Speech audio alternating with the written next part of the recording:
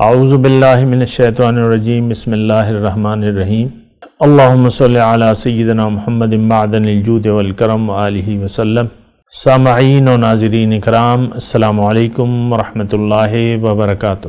آج کا ہمارا موضوع یہ ہے کہ اللہ تعالیٰ کو کیوں راضی کریں۔ دیکھیں، اللہ تعالیٰ کی جو رضا ہے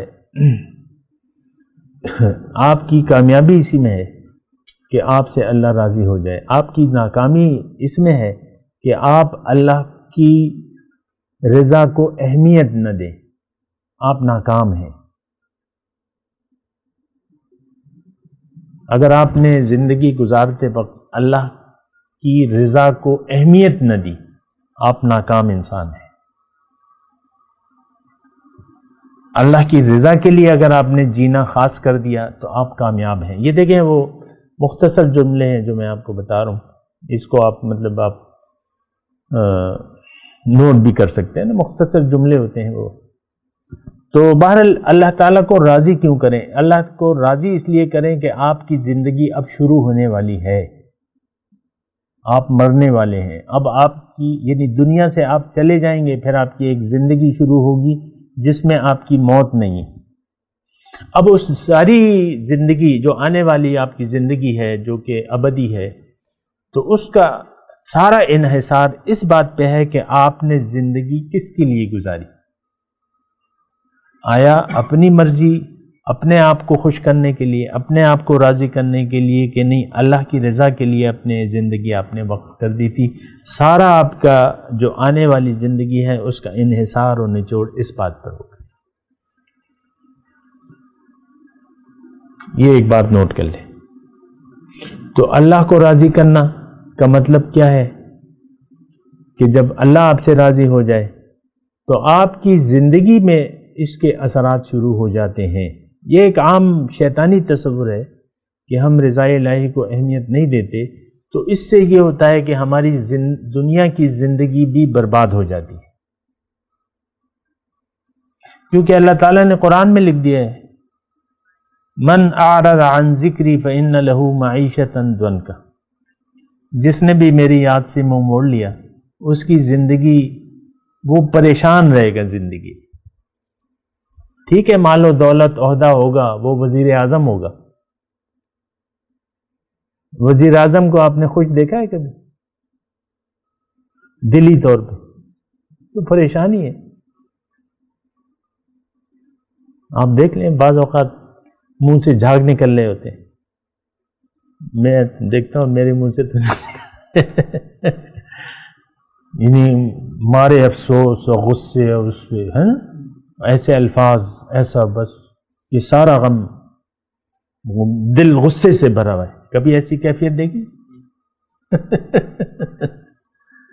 اب یہ دیکھو، وہ تو جہنم ہو گیا، بیٹھا کہاں ہے وزیر اعظم کی کرسی پہ، اور دل میں وہ دوزخ کا الاؤ ہے، نہیں چھوڑوں گا، نہیں چھوڑوں گا۔ یہ الفاظ سنیں، نہیں چھوڑوں گا، بس مت چھوڑو بھائی۔ تو دیکھو، یعنی میں آپ کو یہ کہہ رہا ہوں کہ دنیا میں اگر آپ خوشی چاہتے ہیں تو اللہ کی رضا کو نیت بنا لیں کہ میں نے اللہ کی رضا کے لیے زندگی گزاری۔ اپنی مرضی اگر آپ نے چاہی تو آپ پریشان رہیں گے، سکون، اطمینان قلبی یہ آپ کو نصیب نہیں ہوگا۔ تو فائدہ کیا ہوا؟ کروڑوں روپے آپ کی اکاؤنٹ میں پڑے ہیں، آپ پریشان ہیں ایسے لوگ ہیں پریشان ہیں، تو فائدہ کیا ہوا پیسوں کا؟ 5 جریب کے گھر میں 20 کنال کا گھر ہے۔ ہمارے وزیر اعظم کا گھر کتنے کنال میں ہے؟ ایکڑوں میں ہے، ایکڑوں میں۔ لیکن وہ آپ دیکھ لیں، میں کسی کی ذات پہ نہیں کہہ رہا، ایک مثال دینی ہے میں نے بس۔ ایکڑوں میں گھر ہے، یہ پہاڑ بھی ہیں اس میں، یہ بھی ہے، مہمان خانہ بھی ہے، یہ بھی ہے، وہ بھی اعلیٰ اعلیٰ، وہ دکھایا، آپ دیکھ لیں، یوٹیوب پہ سارے موجود ہیں نظارے۔ لیکن آپ پریشان رہیں گے، کوئی فائدہ نہیں ہے آپ کو۔ آپ کو کیا فائدہ ہے؟ عہدے کا فائدہ کیا ہے؟ پیسوں کا کیا فائدہ ہے؟ تو دیکھیں، اللہ کو راضی کرنا دنیا کے لیے آپ نہ کریں کہ میری دنیا اچھی ہو جائے گی. دنیا تو جو آپ کے نصیب میں ہے وہ ہوگی، آپ اس پہ راضی رہیں، خوش رہیں. لیکن آپ کی آخرت جو اصل زندگی، دیکھیں آخرت کی بھی کوئی اتنی اہمیت نہیں ہے لیکن قرآن میں بیان کی ہے، لیکن اصل اہمیت جو ہے وہ رب کی رضا کی ہے. اصل جو ورضوان من اللہ اکبر، اللہ کی رضا بڑی چیز ہے. جنت میں جب سارے جنتیوں کو داخل کر دیا جائے گا تو نعمتیں دے دی جائیں گی، پھر اللہ تعالیٰ جنتیوں، حدیث کا مفہوم بیان کرو، جنتیوں کو خطاب کرے گا کہ جنتیوں اور کچھ مانگو، کیا چاہیے اور کیا چاہیے اور کیا چاہیے. اللہ تعالیٰ سب کچھ تو دے دیا آپ. تو پھر اللہ تعالیٰ فرمائے گا کہ ایک اور چیز میں آپ کو دینا چاہتا ہوں کہ اب میں تم سے راضی ہوں، اب کبھی ناراض نہیں ہوں. تو یہ بڑی چیز ہو گئی. تو ہے واقعی طور پہ رب کی رضا جو ہے وہ بڑی چیز ہے. بہرحال میں جو کہہ رہا تھا کہ اللہ کو یعنی آپ کا دنیا کا بھی فائدہ ہے اور آخرت کا بھی.